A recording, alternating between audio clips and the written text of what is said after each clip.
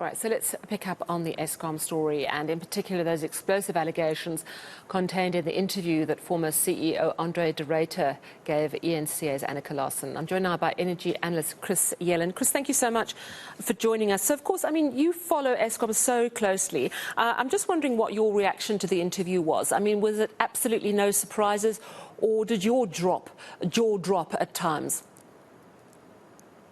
It was explosive and unprecedented, but the CEO is due to leave at the end of March, or he was due to leave at the end of March.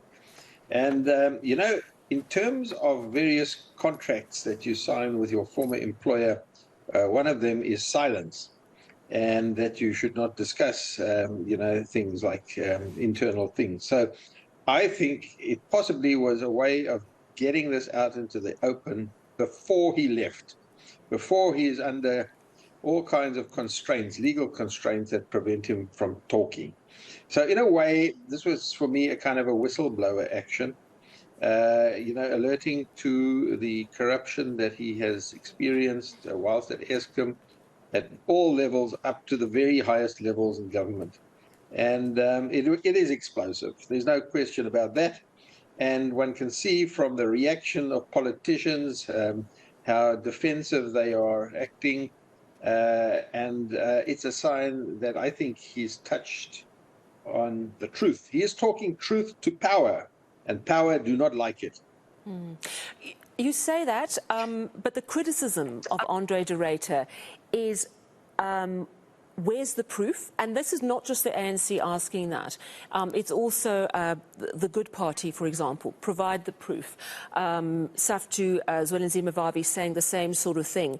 And also, why only speak out now? Now, we've known about the coal mafia. He's spoken out a lot, and we've heard from Eskom on a number of occasions that there's sabotage, there's thievery, there's vandalism. So that's not necessarily new, but I think what is grabbing everyone's attention is what de Ruyter said about having spoken to a politician or a group of politicians about these allegations that a high-placed senior politician was basically on the take, and that there wasn't much surprise about that. Now, what could he have done with that information? You know, it's not clear if he handed whatever evidence he might have had over to the Hawks on that specific issue. Wouldn't he have been duty-bound to go to the police, to the Hawks with that information? I mean, we're not 100% sure if he did. We know on the coal mafia stuff, but on this particular issue, that's why the ANC, for example, is saying, why talk now? Okay, so firstly, your question about the timing, why just now? You know, I think I've tried to give an explanation for that. I mean, I don't know the answer, but I'm giving you a possible scenario that maybe he is doing it to preempt his departure. Look, I think what people are saying is why not earlier? Sorry to jump in there, but why not earlier? I understand what you're saying about silence clauses once you've left. What people are saying is, why didn't he speak up earlier? Well, again, I'm just giving you scenarios because I don't know the answer. But perhaps, you see, he has reported it earlier to the police, to the relevant authorities, as well as to his political masters. But as the days draw closer to his departure, perhaps, and I'm only stating this as a, you know, as a scenario, perhaps he got the feeling that actually nothing was being done. And that the day of his departure was drawing near, and therefore it was necessary for him to bring it out into the open before he left to avoid various restraints on his ability to speak up. As I say, I'm just presenting possible scenarios. I don't know the answer.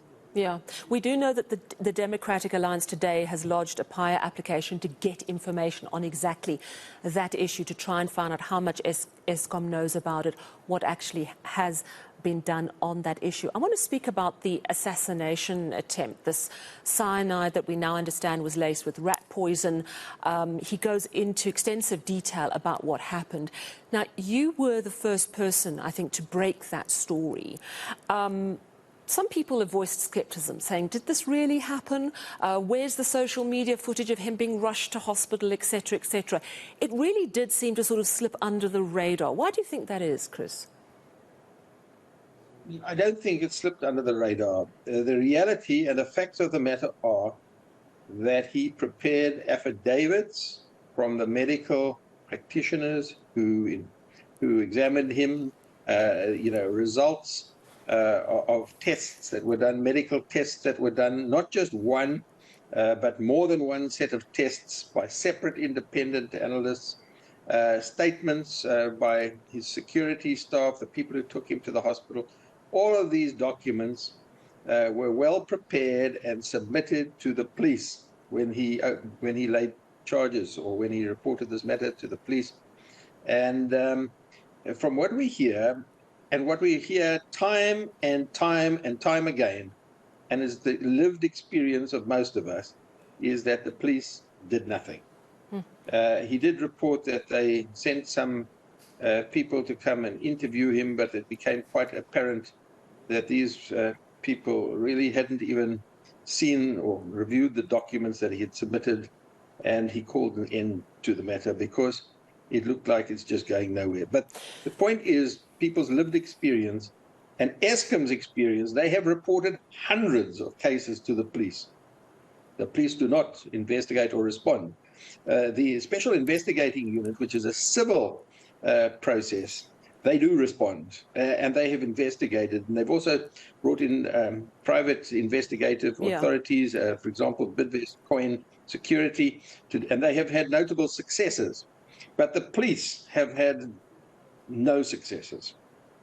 And then, of course, while all of this is playing out, all the drama and the shenanigans and the accusations and the anger coming from the ANC, we are sitting with stage 6 load shedding, and I note your load shedding mood lighting behind you currently.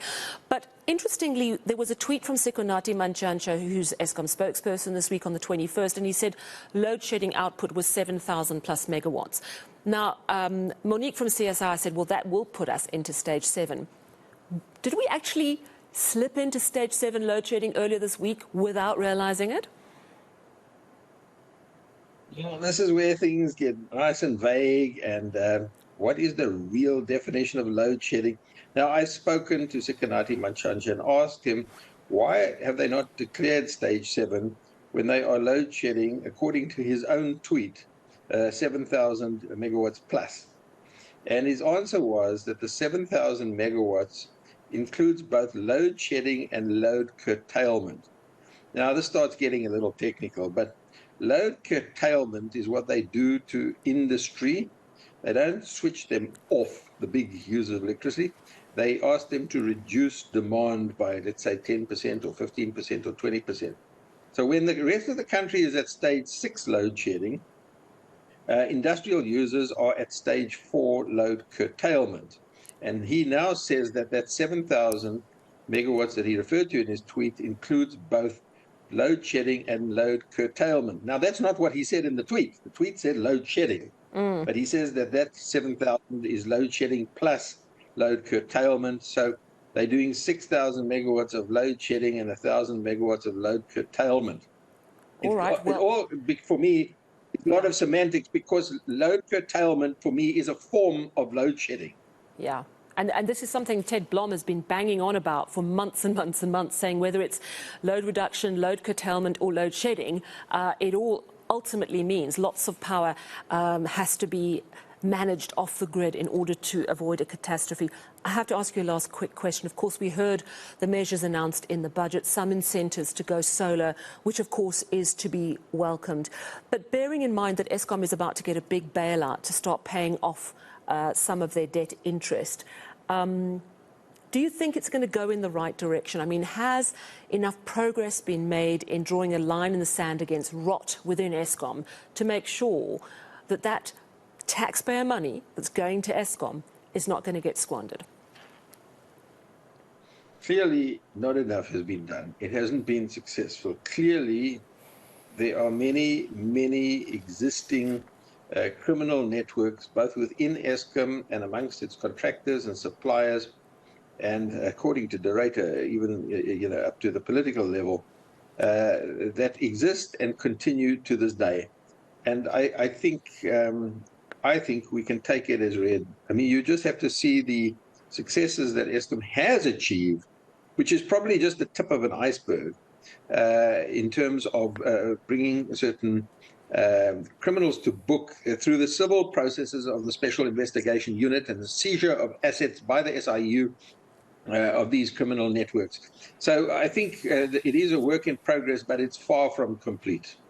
All right. Thank you so much for chatting to us this evening, energy analyst Chris Yelland.